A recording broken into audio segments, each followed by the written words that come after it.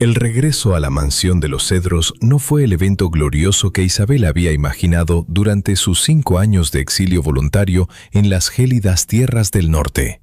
Cuando se marchó, lo hizo con una maleta cargada de promesas y el corazón blindado por una determinación de hierro. Trabajaría hasta que sus manos sangraran para enviar cada céntimo a casa, para que su madre, doña Aurora, nunca tuviera que vender ni una sola teja de la propiedad que había pertenecido a su familia por 3 generaciones. Isabel había cumplido su parte. Había limpiado oficinas en rascacielos infinitos, había ahorrado hasta en el pan y había enviado transferencias mensuales que, según las cartas de su prima Elena, eran la salvación que mantenía a la tía Aurora viviendo como una reina. Pero al bajar del coche frente a la imponente fachada, Isabela sintió un escalofrío que nada tenía que ver con el viento de la tarde. Los cedros que daban nombre a la casa, antes orgullosos y cuidados, estaban ahora descuidados, con ramas secas que arañaban las ventanas como dedos de esqueletos. El jardín, donde su madre solía cultivar gardenias que perfumaban todo el valle, era ahora un lodazal de pisadas y colillas de cigarrillos. Había gente extraña entrando y saliendo, mochileros con rostros cansados y maletas baratas que miraban la mansión no con respeto, sino como un refugio de paso. Un cartel de neón barato, parpadeante y vulgar, colgaba de la entrada principal. Hostal El Descanso, precios por hora. Isabela sintió que la sangre se le convertía en granizo dentro de las venas. Cruzó el umbral y el olor la golpeó como un puñetazo. Una mezcla rancia de sudor, humedad y desinfectante de baja calidad. En la recepción, donde antes descansaba un jarrón de porcelana de la dinastía Ming, estaba Elena. Lucía un vestido de seda demasiado caro, joyas de oro que brillaban con una arrogancia obscena y una sonrisa que no llegó a sus ojos cuando vio a su prima.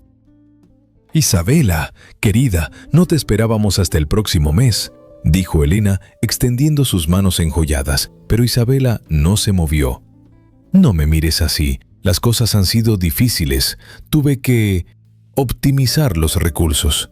La tía Aurora requiere muchos gastos médicos y la casa es demasiado grande para 2 mujeres solas. He convertido este caserón en un negocio próspero. Deberías agradecérmelo. Gracias a mi gestión aún tienes un techo donde caerte muerta». «¿Dónde está mi madre, Elena?». La voz de Isabela salió baja, ruda, como el crujir de una piedra contra otra.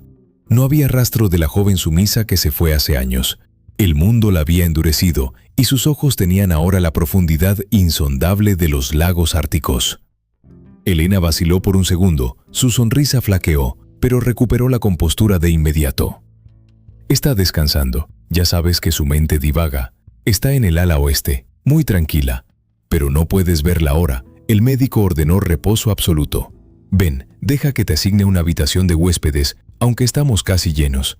Si esta historia de traición y secretos familiares está resonando en tu alma, no olvides darle me gusta al video. Tu apoyo es fundamental para que sigamos explorando las cicatrices que deja la ambición y la luz de la justicia que siempre termina por brillar. Suscríbete al canal y activa la campana de notificaciones para no perderte ni un segundo de esta impactante serie. Queremos leerte. ¿Crees que la sangre siempre justifica el perdón o hay traiciones que rompen cualquier lazo? Déjanos tu comentario abajo. Isabela fingió aceptar. Subió a la habitación que le asignaron, una buhardilla polvorienta que antes servía de almacén. Esperó a que la noche cayera sobre la mansión, a que los ruidos de los huéspedes, risas vulgares, portazos, música estridente se calmaran. Conocía cada pasillo, cada tabla del suelo que crujía, cada secreto de los cedros. Sabía que el ala oeste era donde Elena recibía a sus clientes más distinguidos, no un lugar para una anciana enferma. Se deslizó por las sombras, evitando las cámaras de seguridad que Elena había instalado para vigilar su negocio. Al llegar a la habitación de su madre, encontró la puerta cerrada con llave por fuera. Su corazón martilleaba contra sus costillas. Forzó la cerradura con la destreza de quien ha tenido que aprender a sobrevivir en ciudades hostiles. Al entrar, la habitación estaba vacía. La cama estaba hecha, impecable, fría. No había rastro de doña Aurora, ni sus medicinas, ni sus libros de oraciones, ni el olor a lavanda que siempre la acompañaba. Fue entonces cuando escuchó un sonido. un rítmico, sordo y húmedo golpeteo que venía de las profundidades de la casa. Un sonido que ella conocía bien desde su infancia, el frotar de la ropa contra la piedra del lavadero. Pero eran las 3 de la mañana. Isabela bajó al sótano, un lugar que su abuelo había diseñado para almacenar los mejores vinos y que ahora olía a cloro cáustico y a desesperación. Al final del pasillo, tras una puerta pesada de hierro, la luz de una bombilla desnuda parpadeaba. Isabela se asomó por la rendija y lo que vio hizo que su estoicismo se transformara en una furia fría y calculadora, una rabia sagrada. Allí, encadenada por el tobillo a una argolla de hierro incrustada en el suelo, estaba doña Aurora, su madre. La mujer que había sido la elegancia y la bondad personificadas, vestía ahora un saco de arpillera sucio. Sus manos, deformadas por el reumatismo y el frío, estaban sumergidas en una tina de madera llena de agua con hielo y lejía. Estaba lavando montañas de sábanas y toallas manchadas del hostal. Sus movimientos eran mecánicos, lentos, acompañados por un quejido que apenas era un susurro. Frota más fuerte, vieja, inútil. La voz de Elena resonó desde un rincón oscuro del sótano. Estaba sentada en un taburete, observando la escena mientras limaba sus uñas. Los huéspedes se quejan de que las sábanas no están lo suficientemente blancas. Si no terminas antes del amanecer, hoy no habrá ni un trozo de pan. Y ni se te ocurra soñar con tu hija. Ella cree que estás en un trono de seda gracias a sus dólares, los cuales, por cierto, pagan mis vacaciones en Marbella. Isabela cerró los ojos y respiró hondo, llenando sus pulmones de ese aire viciado. En la filosofía que había estudiado durante sus años de soledad, aprendió que la ira es un fuego que consume al que lo porta, pero la justicia es un metal frío que se forja con paciencia. No gritó, no entró corriendo. Retrocedió lentamente, subiendo los escalones uno a uno, hasta llegar a la cocina. Allí, buscó en el cajón de las herramientas pesadas que Elena nunca usaba. Encontró una cadena gruesa, de acero industrial, y un candado de alta seguridad que ella misma había traído para su maleta. También encontró una jarra de agua helada en el frigorífico. Bajó de nuevo al sótano. Elena estaba de espaldas, burlándose de los sollozos de la anciana. Isabela se movió con la velocidad de un rayo. Antes de que Elena pudiera gritar, Isabela le rodeó el cuello con su brazo, presionando el punto exacto que corta la voz, mientras con la otra mano le ponía la cadena alrededor de la cintura y la aseguraba a la otra argolla del lavadero, la que estaba vacía. El clic del candado al cerrarse fue el sonido más dulce que Isabela había escuchado en años. ¿Qué haces? ¡Suéltame!, chilló Elena, intentando zafarse, pero la cadena era corta y la mantenía pegada a la piedra húmeda. «Isabela, estás loca. Soy tu prima. Llamaré a la policía». Isabela ignoró los gritos. Se acercó a su madre, rompió el candado que la sujetaba con un golpe seco de una cizalla y la tomó en sus brazos. Doña Aurora la miró con ojos nublados, sin creer que su ángel del norte estaba allí. «Shh, mamá, se acabó. La luz ha vuelto a esta casa», susurró Isabela, besando la frente de la anciana. La llevó arriba, la bañó, la alimentó y la acostó en su verdadera cama, la de los cedros. Luego, Isabela regresó al sótano. Llevaba consigo el cartel de neón del hostal que había arrancado de la fachada y un saco lleno de las toallas más sucias del establecimiento. Se paró frente a una Elena que tiritaba de frío y de miedo. «Isabela, por favor, fue una broma. Yo solo quería que hiciera ejercicio», suplicaba Elena, sus ojos fijos en la jarra de agua helada que Isabela sostenía. «Elena», dijo Isabela con una calma que aterraba más que cualquier grito. «Has pasado 3 años diciéndome que mi madre sabía lo que se sentía vivir como una reina. Ahora tú vas a saber lo que se siente ser la reina de este sótano. Aquí tienes las sábanas de tus clientes. Están sucias de tu avaricia. No te soltaré hasta que cada una de ellas esté blanca como tu propia muerte. Y para que no olvides el frío que pasó mi madre, cada hora te recordaré lo que se siente el agua helada». Isabela vació la jarra de agua con hielo sobre la cabeza de Elena. El grito de la traidora se ahogó en el eco de las paredes de piedra. «Mañana», continuó Isabela, «leeremos juntas el testamento de mi abuelo, ese que intentaste quemar. ese que dice que esta casa nunca fue para ti. Pero antes, tienes mucho que lavar. Elena miró la montaña de ropa y el agua helada que empezaba a entumecer sus dedos. La noche apenas comenzaba y el juicio de Isabela no había hecho más que empezar. Pero lo que Isabela no sabía era que Elena no estaba sola en este negocio, y alguien estaba llamando a la puerta de la mansión en ese mismo instante. Alguien que no traía buenas noticias. ¿Quién es el cómplice de Elena que acaba de llegar a Los Cedros? ¿Podrá Isabela mantener su justicia estoica cuando la verdad sobre la fortuna familiar sea revelada? El secreto más oscuro de la mansión está a punto de salir a la luz en la segunda parte. No te vayas, porque lo que Isabela está a punto de descubrir en el despacho secreto de su prima cambiará el destino de su venganza para siempre. El estruendo de los golpes en la puerta principal de la mansión de Los Cedros resonó por los pasillos como el martilleo de un juez dictando una sentencia que nadie quería escuchar. Isabela, de pie en la penumbra del sótano, ni siquiera parpadeó. Sus ojos permanecían fijos en Elena, quien forcejeaba inútilmente contra la cadena, su rostro antes altivo, ahora desencajado por un terror primario. El sonido metálico de los eslabones chocando contra la piedra del lavadero era la única respuesta al clamor que venía de arriba. «Es él», susurró Elena con la voz quebrada. «Es don Ramiro. Si no abres, echará la puerta abajo. Es un hombre peligroso, Isabela. No sabes en qué te has metido. Él es el dueño de la mitad de este negocio. Si me encuentra así, te matará antes de que puedas pedir perdón». Isabela se acercó lentamente. El frío del sótano parecía emanar de su propia piel. Se inclinó hacia su prima, atrapando un mechón de su cabello desordenado y obligándola a mirar el agua turbia de la tina. «Perdón es una palabra que los débiles usan para evitar las consecuencias», dijo Isabela con una calma que helaba la sangre. «Yo no busco perdón, Elena. Busco equilibrio.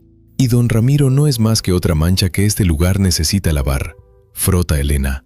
Frota hasta que tus dedos pierdan la sensibilidad, porque cada minuto que pases en silencio será un litro más de agua helada sobre tu cuerpo». Isabela subió las escaleras con una parsimonia aterradora. Antes de llegar a la puerta, pasó por el cuarto de su madre.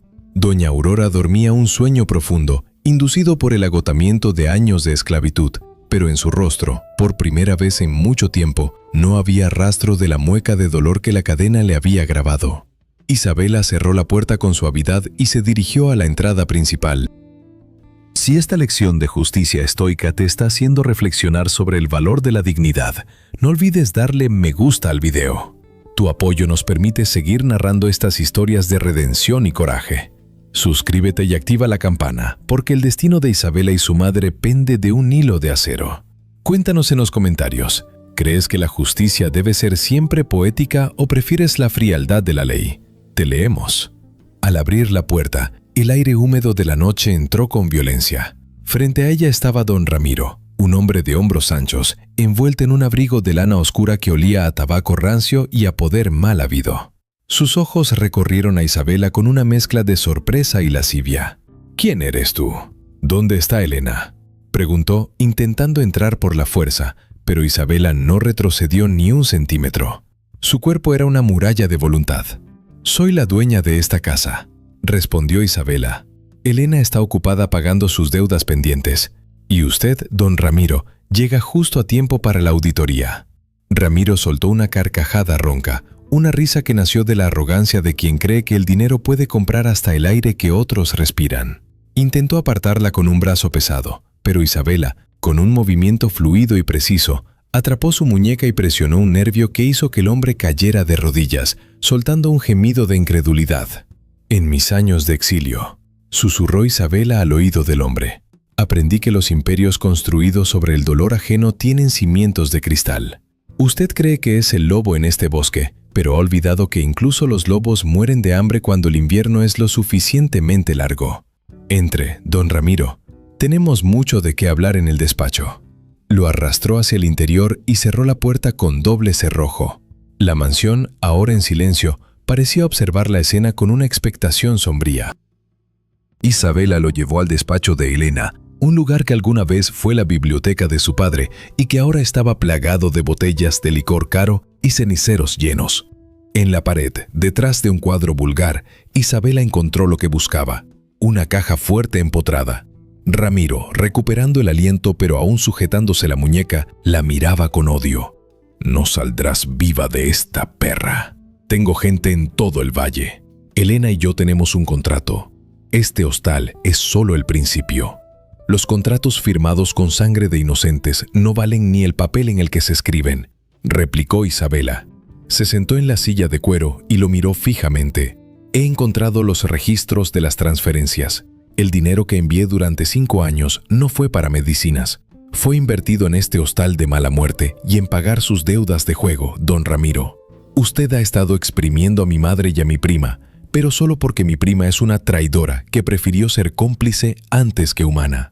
Isabela abrió la caja fuerte con la combinación que había deducido de las notas que Elena dejaba descuidadas, la fecha en que murió el abuelo, el día que Elena siempre consideró su día de suerte por heredar una autoridad que no merecía. Dentro no solo había fajas de billetes manchados de avaricia, sino algo mucho más valioso: el dossier Cedros. Era un cuaderno de tapas negras donde Elena, con una minuciosidad psicópata, anotaba cada humillación que le infligía a doña Aurora. Hoy se quejó del frío. Le quité la manta. Hoy preguntó por Isabela. Le dije que su hija se había casado con un millonario y que no quería volver a verla. La mano de Isabela tembló ligeramente al leer esas palabras, pero su rostro permaneció como una máscara de mármol. El estoicismo no es la ausencia de emoción, sino el dominio absoluto sobre ella para que la justicia sea precisa, no errática. «Usted dice que tiene gente en el valle, Ramiro», dijo Isabela, cerrando el cuaderno, «pero yo tengo la verdad. Y mañana, cuando el sol salga, este cuaderno estará en manos de la fiscalía. Pero usted no verá el sol desde aquí. Bajará al sótano. Hay una montaña de toallas esperándolo». «¡Estás loca!», gritó Ramiro. «¡No puedes hacerme esto!». «Puedo y lo haré. Porque en esta casa, el trabajo dignifica, y el sudor es la única forma de limpiar la suciedad de su alma. Usted ayudó a encadenar a mi madre. Ahora sentirá el peso del hierro». Isabela lo obligó a bajar al sótano. Cuando Elena vio aparecer a don Ramiro, soltó un grito de esperanza que murió al instante al ver que su socio también venía con las manos atadas. Isabela encadenó a Ramiro al otro lado del gran pilar de piedra, frente a Elena. Ahora, los dos traidores se miraban cara a cara, unidos por la misma cadena y la misma miseria. «Aquí tienen», dijo Isabela, lanzando un saco lleno de toallas gruesas y ásperas a sus pies. «Elena lavará las sábanas. Ramiro lavará las toallas. Si al amanecer hay una sola mancha, el agua helada será vuestro único desayuno». Isabela vació un cubo de agua con lejía sobre el suelo, obligándolos a trabajar de rodillas. El olor acre de los químicos llenó la estancia. Elena lloraba, sus manos ya rojas y agrietadas. Ramiro maldecía, pero el peso de la cadena y la mirada gélida de Isabela lo mantenían pegado a la piedra. ¿Te has preguntado alguna vez cuánto peso puede soportar una persona antes de romperse? La verdadera fortaleza no está en los músculos, sino en la capacidad de resistir el dolor con un propósito. Si quieres ver cómo termina esta noche de purificación, comenta con la palabra cadenas. Tu interacción nos ayuda a seguir luchando contra la injusticia a través de estas crónicas de poder y verdad. Isabela se sentó en el último escalón del sótano, con un libro de Séneca en la mano. La luz parpadeante de la bombilla creaba sombras alargadas que bailaban en las paredes de piedra. «El tiempo es lo único que realmente poseemos», leyó en voz alta, para que los dos prisioneros la escucharan entre el sonido del restregado de la ropa. «Vosotros robasteis 5 años de mi tiempo y el resto de la vida de mi madre. Ahora yo voy a recuperar ese tiempo a través de vuestro esfuerzo». Pasaron las horas. El sonido del agua y el frotar de la tela se volvió una salmodia fúnebre. Elena se desmayó 2 veces, solo para ser despertada por un chorro de agua con hielo que Isabela vertía sin mostrar un ápice de compasión. No era crueldad, era una lección de física moral. A cada acción, una reacción igual y opuesta. Cerca de las 5 de la mañana, cuando el primer rastro de luz azulada empezaba a filtrarse por los respiraderos del sótano, Isabela se levantó. Se acercó a la tina y revisó una sábana. «Todavía tiene una mancha», dijo, señalando un punto casi invisible. «Significa que tu corazón todavía guarda mentiras, Elena». En ese momento, doña Aurora apareció en lo alto de la escalera. Estaba envuelta en un chal de lana blanca, su rostro pálido pero sus ojos más claros que nunca. Miró hacia abajo, hacia su sobrina y el hombre que la habían martirizado. «Hija», susurró la anciana. Isabela subió al encuentro de su madre. «Vuelve a la cama, mamá. Todavía no han terminado». «No», dijo doña Aurora, bajando un escalón con dificultad. «Necesito decirles algo.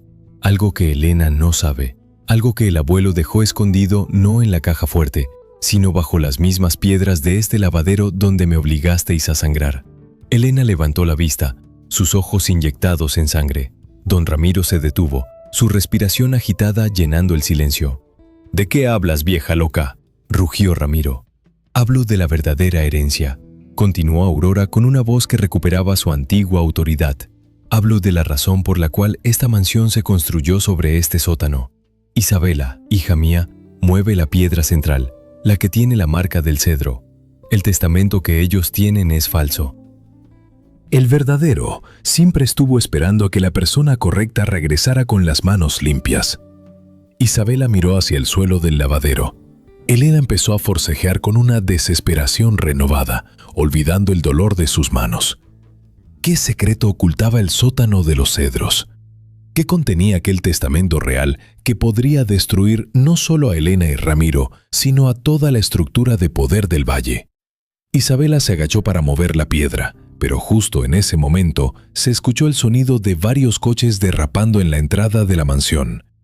No era la policía, eran los hombres de Ramiro y venían fuertemente armados. La justicia de Isabela estaba a punto de enfrentarse a su prueba de fuego definitiva. ¿Podrá una mujer armada solo con su voluntad y la verdad detener a un ejército de criminales? Lo que sucede a continuación dejará todo el valle en silencio.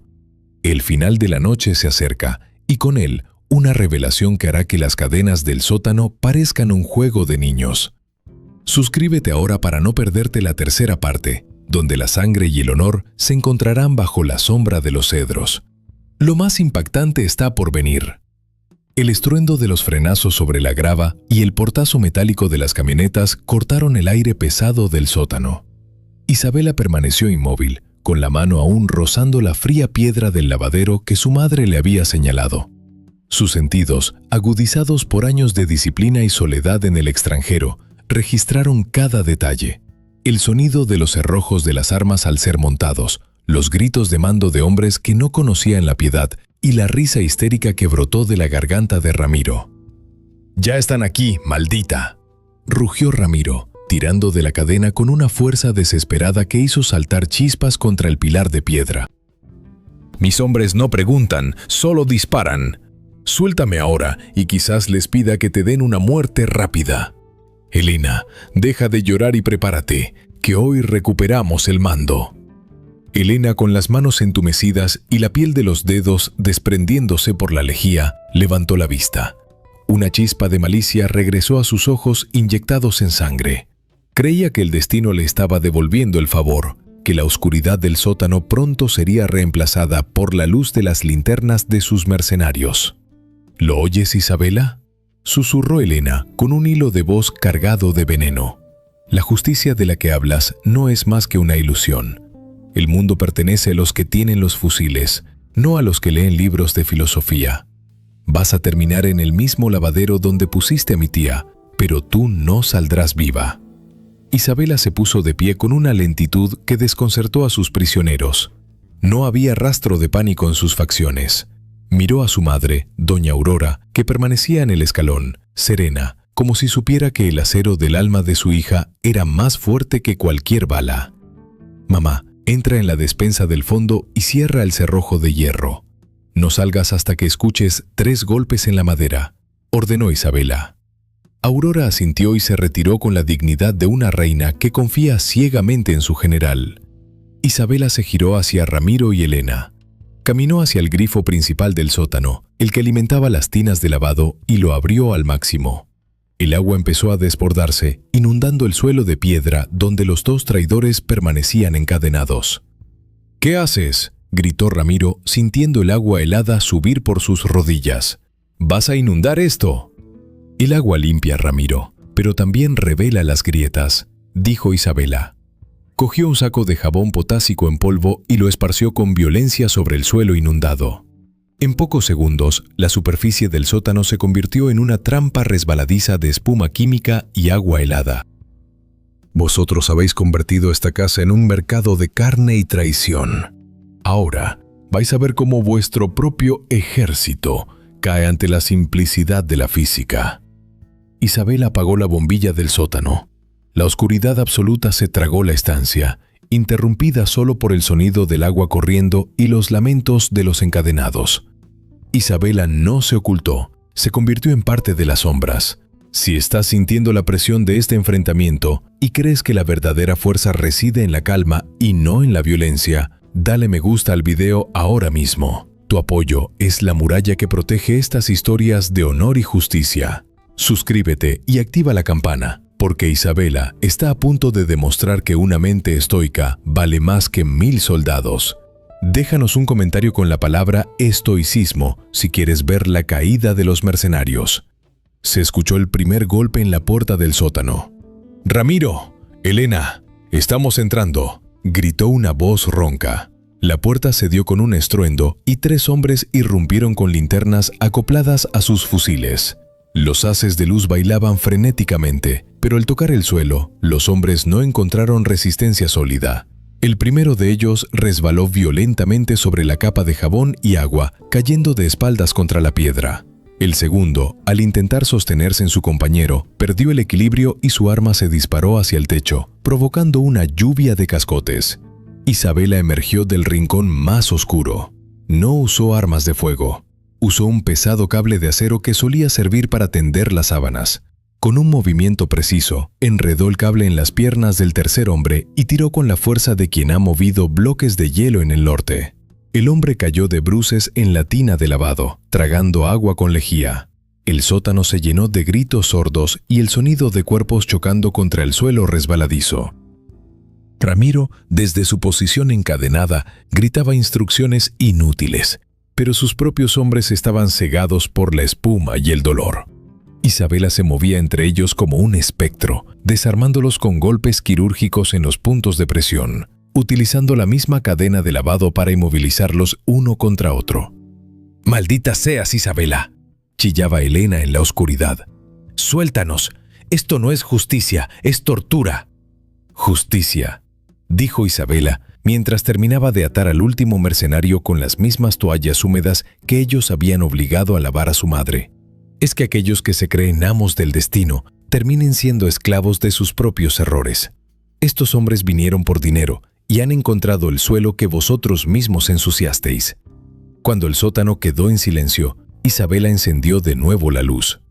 Los 3 mercenarios estaban amontonados, gimiendo, cubiertos de espuma y agua sucia. Isabela caminó hacia el lavadero central, ignorando las súplicas de Elena.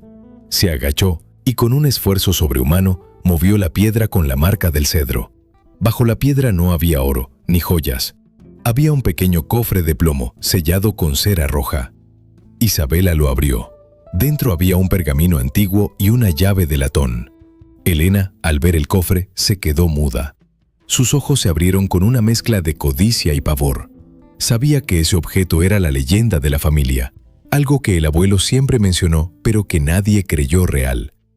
«Léelo, Isabela», susurró una voz desde la escalera. Doña Aurora había salido de su refugio.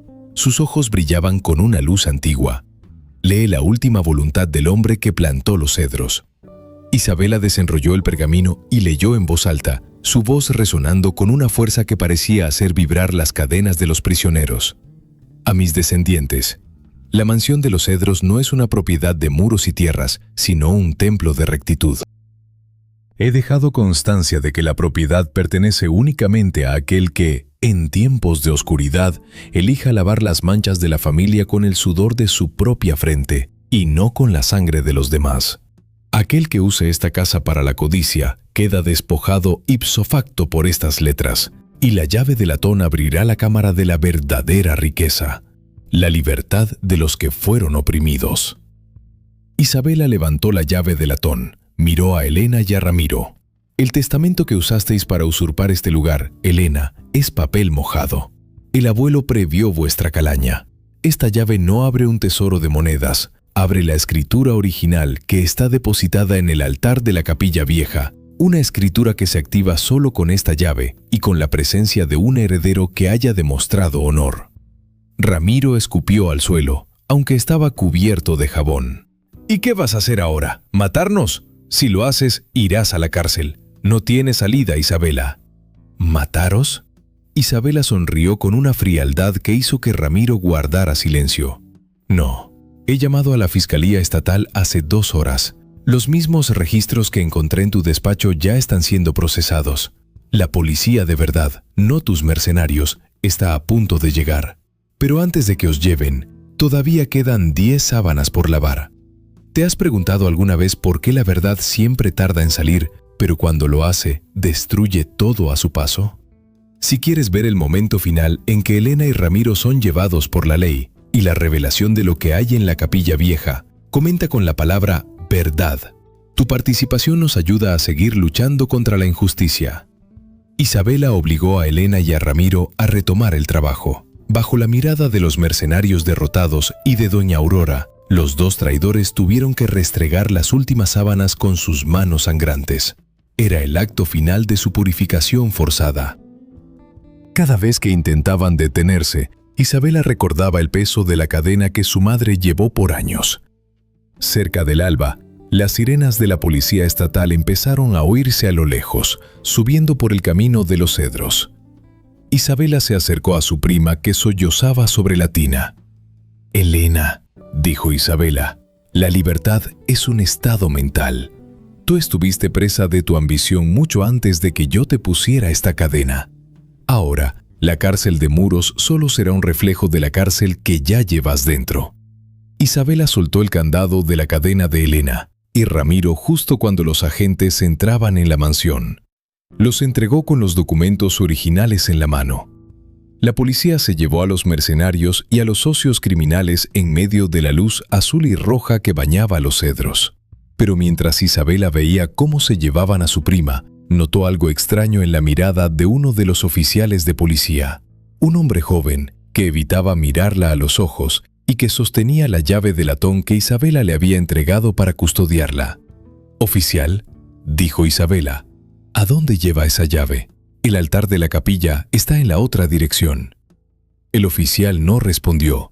Arrancó el coche patrulla y salió a toda velocidad hacia el bosque profundo, llevándose la única llave que podía legalizar la propiedad de la mansión. Isabela se dio cuenta de que la conspiración era mucho más profunda de lo que pensaba. El valle entero estaba podrido, y la llave de latón era el objetivo de alguien mucho más poderoso que Ramiro. ¿Quién es el verdadero cerebro detrás del despojo de los cedros? ¿Podrá Isabela recuperar la llave antes de que el oficial llegue a su destino? Lo que Isabela encontrará en la capilla vieja sin la llave cambiará el destino del valle para siempre. No te vayas, porque la 4ª parte revelará una traición que viene de lo más profundo de la sangre de Isabela. El secreto de los cedros apenas ha sido arañado. El rugido del motor de la patrulla alejándose por el camino de grava dejó tras de sí un silencio denso, cargado del olor a ozono y a traición fresca. Isabela permaneció de pie en el umbral de la mansión de los cedros, con los pulmones llenos del aire gélido de la madrugada. No gritó, no corrió desesperada tras las luces traseras que desaparecían entre la bruma del bosque. En el estoicismo que había forjado en su exilio, aprendió que la ira es un veneno que nubla la vista cuando más se necesita precisión. Un guerrero no se lamenta por el arma que le han quitado, se convierte a sí mismo en el arma. «La llave», susurró doña Aurora, apoyándose en el marco de la puerta, su voz temblando por la debilidad, pero sus ojos fijos en el camino. «Isabela, ese oficial no actuaba solo. Vi su rostro. Es el hijo menor del juez Montoya, el hombre que firmó las deudas falsas de tu prima Elena. La podredumbre ha llegado hasta el tuétano de este valle.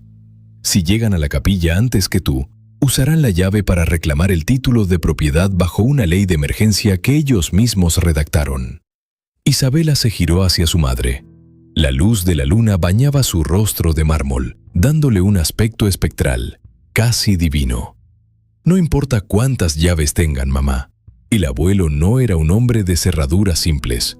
Él era un hombre de principios, y los principios no se abren con latón, sino con integridad. Entra en la casa. Cierra el cerrojo. Mi destino no está en ese coche, sino en el sendero que ellos no se atreven a pisar. Isabela no tomó las llaves de su propio vehículo. Sabía que la carretera principal era una trampa de curvas y posibles emboscadas. En lugar de eso, se dirigió al cobertizo de herramientas. Allí, donde la humedad y el olvido reinaban, buscó un viejo hacha de mano y una cuerda de cáñamo. Se despojó de su abrigo pesado, quedando en una túnica oscura que le permitía moverse con la agilidad de una pantera. Si alguna vez has sentido que el sistema que debería protegerte es el mismo que intenta enterrarte, dale me gusta al video. Tu apoyo es la voz de los que no se rinden ante la corrupción. Suscríbete y activa la campana, porque Isabela está a punto de entrar en el corazón de la oscuridad para reclamar lo que es justo por derecho de sangre. Queremos saber tu opinión en los comentarios. ¿Crees que la justicia puede existir fuera de la ley cuando la ley está podrida? Te leemos. Isabela se internó en el Sendero de los Difuntos, un atajo ancestral que cortaba la montaña a través de un desfiladero de rocas afiladas. Era un camino prohibido, evitado por los lugareños debido a las leyendas de antiguos sacrificios, pero para Isabela era su única ruta. El frío le cortaba el rostro, la nieve recién caída dificultaba cada paso, pero su mente permanecía en un estado de templanza absoluta. El obstáculo es el camino, se repetía a sí misma, las palabras de Marco Aurelio resonando en su mente como un mantra de guerra. Mientras escalaba la pared de roca, sus manos agrietadas por el hielo empezaron a sangrar. Isabela miró la sangre roja sobre la piedra blanca y sonrió. Esa era la verdadera herencia, el sacrificio. Recordó a su madre en el sótano, lavando sábanas encadenada, y cada gota de dolor se convirtió en combustible para sus músculos. La traición del oficial Montoya no era un contratiempo, era la prueba final que el abuelo había previsto. Al llegar a la cima del desfiladero, Isabela divisó la capilla vieja. Era una estructura de piedra volcánica, solitaria en un claro rodeado de cedros milenarios. Las luces de la patrulla estaban estacionadas frente a la entrada. El oficial Montoya estaba allí, junto a otro hombre trajeado que Isabela reconoció de inmediato, el juez Montoya en persona. «Abre de una vez, muchacho», gritaba el juez, su voz cargada de una avaricia que deformaba sus facciones. «En cuanto pongamos el sello en el altar, los cedros serán nuestros legalmente». Elena y Ramiro ya están fuera del juego, son basura. Ahora nosotros somos los amos del valle. El oficial forcejeaba con la llave de latón en la cerradura de la gran puerta de madera reforzada, pero la llave no giraba. A pesar de ser la llave correcta, el mecanismo permanecía inmóvil. Isabela emergió de las sombras del bosque. No llevaba armas de fuego, solo el hacha de mano colgada al cinturón y la autoridad de una vida de rectitud. Caminó hacia ellos con una calma que hizo que el oficial Montoya retrocediera, buscando su arma de reglamento. «No pierdas el tiempo, oficial», dijo Isabela, su voz resonando en el claro como el tañido de una campana fúnebre. «Esa llave no abre la puerta de la capilla». El abuelo sabía que el latón se puede robar, que los oficiales se pueden comprar y que los jueces pueden pervertir la palabra. Esa llave es un señuelo para los codiciosos. «¡Maldita seas!», rugió el juez Montoya. «Tenemos el título, tenemos la llave y tenemos el poder.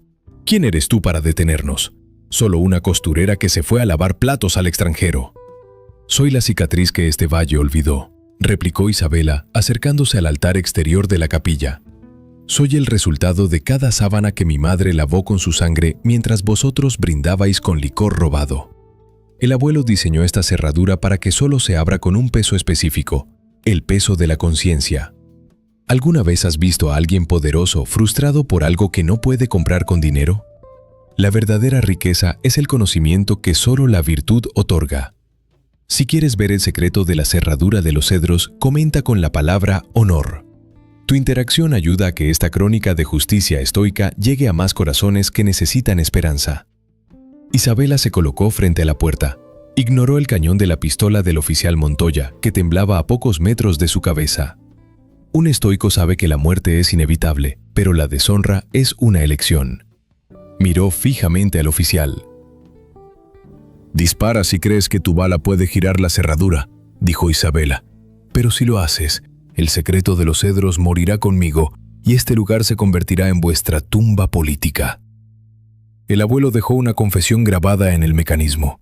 Si se fuerza la puerta, se liberará una información que enviará a todas las familias de este valle, incluyendo la tuya, juez Montoya, a la cárcel de por vida. El juez hizo una seña a su hijo para que bajara el arma. Su codicia era mayor que su orgullo. «¿Qué es lo que quieres, Isabela?», preguntó el juez, su voz ahora un susurro sibilino. «Podemos llegar a un acuerdo.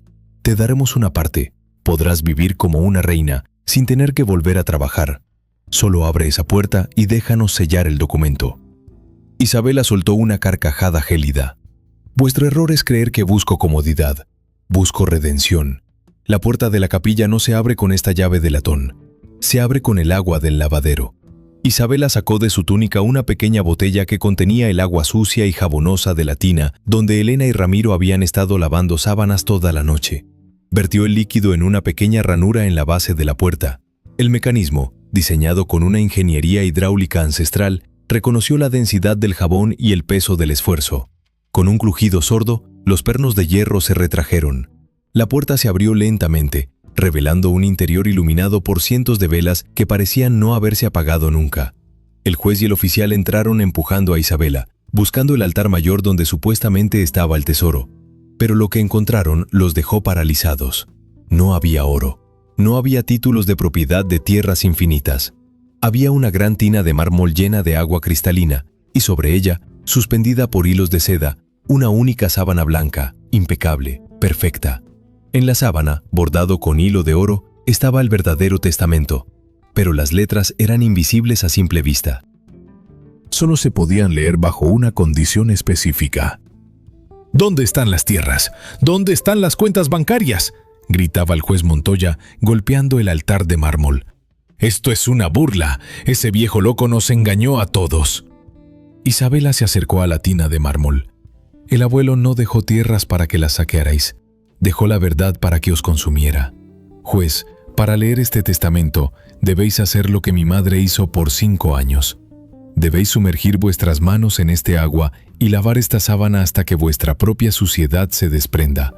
Solo entonces las letras se revelarán». El juez Montoya, desesperado, hundió sus manos enjolladas en el agua, pero en cuanto sus dedos tocaron el líquido, soltó un grito de agonía. El agua no era agua. Era un compuesto químico sensible que reaccionaba al sudor y a los aceites de la piel impura. Sus manos empezaron a tornarse negras, una mancha que se extendía rápidamente por sus brazos, como si su propia alma podrida estuviera emergiendo a la superficie. «¡Es un truco! ¡Me has envenenado!», chillaba el juez, mientras su hijo intentaba ayudarlo, solo para que sus propias manos también se mancharan de aquel negror imborrable. Isabela los observó con una lástima profunda. «No es veneno, juez, es el espejo de vuestros actos. Esa mancha no se quitará hasta que hayáis devuelto cada centavo y cada lágrima que habéis robado. El testamento ya ha sido leído por la luz de la verdad. Mirad la sábana». Bajo la luz de las velas, la sábana empezó a mostrar las letras de oro. Pero no era un título de propiedad. Era una lista detallada de cada soborno, cada juicio amañado y cada crimen cometido por la élite del Valle en los últimos 50 años, con firmas, fechas y pruebas irrefutables. El abuelo había pasado toda su vida recopilando la evidencia, esperando el momento en que la justicia fuera necesaria. El oficial Montoya, viendo su carrera y su vida destruidas, apuntó de nuevo a Isabela, esta vez con la intención clara de asesinarla. «Si quemo esta sábana, la verdad desaparece», dijo el oficial con el dedo apretando el gatillo. Isabela no se movió. «Si quemas esa sábana, activarás el mecanismo de ventilación que enviará una copia digital de toda esta información a cada periódico y red social del país».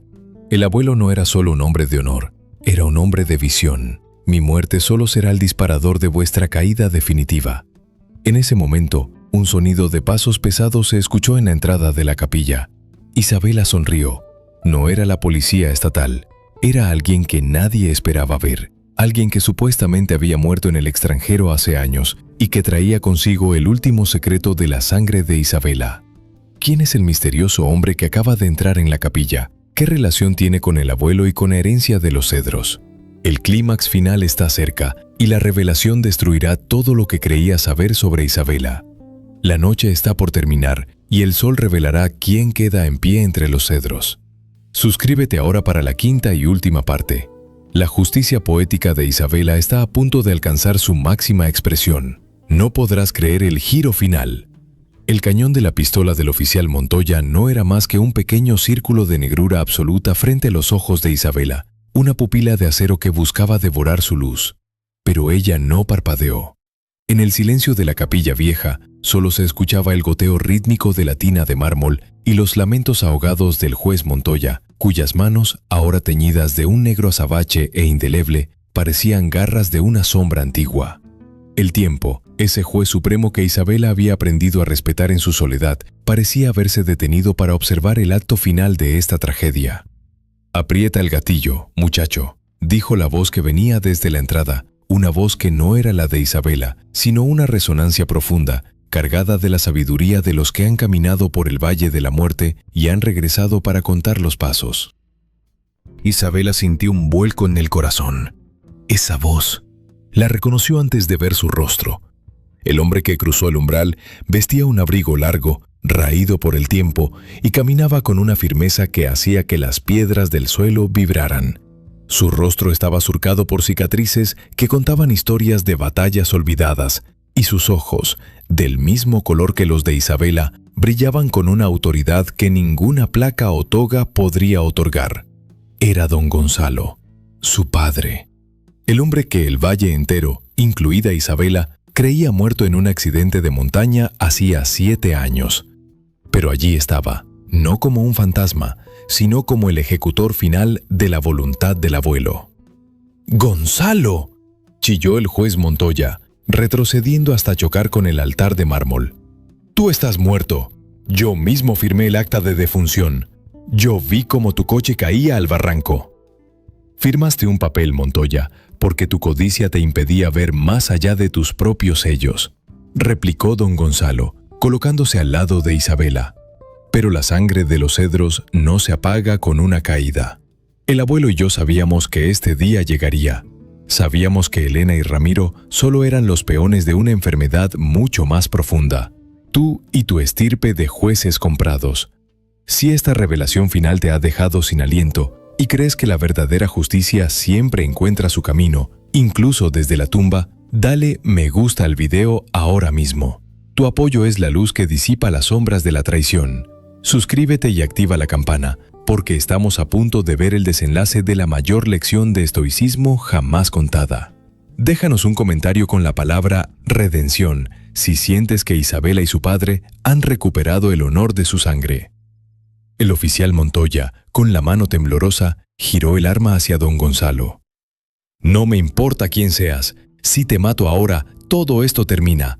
Nadie sabrá lo que hay en esa sábana». «Tarde, hijo mío», dijo el juez Montoya, mirando sus manos negras con horror. «Mira el altar». La sábana blanca, que antes mostraba las letras de oro de la traición, empezó a emitir una luz azulada. Isabela se dio cuenta de que no era solo un proceso químico, era tecnología integrada en la misma tela. Un escáner que, activado por la impureza de las manos del juez, estaba enviando la información en tiempo real a través de los repetidores de la antena forestal del valle. «En este preciso instante», dijo Isabela con una voz que era un susurro de justicia, «la confesión de cada crimen, de cada despojo y de cada lágrima que habéis causado está llegando a las pantallas de cada ciudadano del valle y a los servidores de la Corte Internacional. El juez Montoya ya no es el hombre que dicta sentencias, es el hombre que ha sido sentenciado por su propio sudor».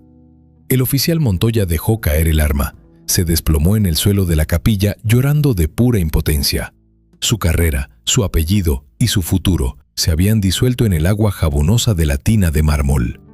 El juez, con las manos aún sumergidas en el líquido que revelaba su negrura, miraba la sábana de oro como si fuera el espejo de su propia tumba. Don Gonzalo puso una mano sobre el hombro de Isabela. «Has hecho bien, hija. El abuelo estaría orgulloso.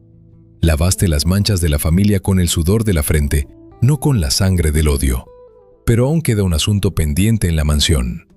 regresaron a la mansión de los cedros cuando el sol empezaba a asomar sus primeros rayos dorados por encima de las cumbres. La neblina se disipaba, dejando al descubierto la belleza imponente de los cedros que ahora parecían respirar de nuevo. En el sótano, Elena y Ramiro permanecían encadenados al lavadero. Ya no gritaban, no maldecían. Estaban agotados, con los dedos hinchados y la mirada perdida en el agua turbia de las tinas. Isabela bajó sola. Don Gonzalo y doña Aurora esperaban arriba, en el salón que finalmente volvía a ser un hogar. Isabela se paró frente a su prima Elena. La traidora levantó la vista, esperando el golpe final, la humillación definitiva. Pero Isabela solo llevaba consigo una toalla limpia y seca. «Elena», dijo Isabela, su voz libre de rencor, «la justicia poética se ha cumplido. Has lavado lo que tenías que lavar, pero las cadenas que llevas no son las que yo te puse, son las que tú misma forjaste cuando decidiste que el dinero valía más que tu propia tía». Isabela soltó los candados. Las cadenas cayeron al suelo con un estruendo que pareció cerrar una puerta en la historia del valle. Elena y Ramiro se levantaron con dificultad, sus cuerpos entumecidos por el frío y el esfuerzo. «Viros», ordenó Isabela. «La policía estatal os espera fuera. No iréis a la cárcel por mi mano, sino por la vuestra. El juez Montoya ya no puede protegeros. Él está en la celda de al lado». Elena miró a Isabela con una mezcla de odio y envidia que nunca desaparecería, pero en el fondo de sus ojos había una chispa de comprensión. Isabela no era solo una costurera que regresó del norte, era la guardiana de una dignidad que Elena nunca podría comprar. ¿Alguna vez has sentido la paz infinita que produce hacer lo correcto, incluso cuando el mundo entero te empuja a la venganza? La verdadera victoria de Isabela no fue encadenar a sus enemigos, sino no convertirse en uno de ellos. Si esta historia te ha inspirado a mantener tu integridad por encima de todo, comenta con la palabra dignidad. Tu voz es la que construye una comunidad de honor en este canal. Isabela subió a la terraza principal. Allí, su madre, doña Aurora, y su padre, don Gonzalo, contemplaban el valle. El sol iluminaba las tierras que finalmente volvían a pertenecer a los que las amaban. «¿Qué harás ahora, Isabela?», preguntó don Gonzalo. «El valle necesitará una nueva dirección. La gente te buscará para que lideres lo que queda de estas tierras». Isabela miró sus propias manos. Estaban limpias, pero guardaban la memoria de cada restregado, de cada sábana lavada en la oscuridad del sótano. El abuelo decía que para gobernar un valle, primero hay que saber lavar una sábana. Yo he aprendido la lección. No quiero títulos ni poder. Solo quiero que los cedros sigan siendo un refugio para los que no tienen voz. El hostal de Elena se convertirá en una casa de acogida, y el sótano será un recordatorio de que nadie es tan alto como para no tener que arrodillarse ante el trabajo digno. Isabela caminó hacia los cedros milenarios. Sabía que las cicatrices de su madre tardarían en sanar y que las suyas propias, forjadas en el frío y el sacrificio, la acompañarían siempre. Pero en su rostro había una paz que solo conocen aquellos que han mirado al abismo y han obligado al abismo a parpadear. La historia de Isabela nos enseña que el estoicismo no es aguantar el dolor en silencio, sino usar ese dolor para construir un mundo más justo. No importa cuántas cadenas te ponga la vida, tu alma siempre será libre si mantienes tu honor intacto. Si esta historia de 5 partes te ha llegado al corazón y has aprendido que la verdad y la integridad son los únicos tesoros que valen la pena, te pedimos que le des un último me gusta, compartas este video con alguien que necesite fuerza y te suscribas para seguir formando parte de esta gran familia de cicatrices de luz. Recuerda siempre, no eres lo que te han hecho, eres lo que decides hacer con lo que te hicieron. Mantente firme, mantente estoico y nunca permitas que nadie encadene tu espíritu. Gracias por acompañarnos hasta el final de este viaje. Hasta la próxima historia de luz en medio de las sombras.